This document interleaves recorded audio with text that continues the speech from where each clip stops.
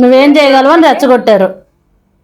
ముందు ఆయనే రెచ్చగొట్టారు మేడం. ఉమ్, ఏం చేయడం అంటే మా ఊరు వచ్చారు, మీరు వచ్చి మీరు చేసేది తప్పు కాకుండా నువ్వేం చేస్తావని మమ్మల్ని అడుగుతున్నారు. పోనీ ఉమ్, మీ ఊరు, ఇది మీ ఊరా, పోనీ మీకు ఆధార్ కార్డులు ఏమన్నా ఉన్నాయా ఇక్కడ అని నేను అడిగాను మేడం. ఉమ్,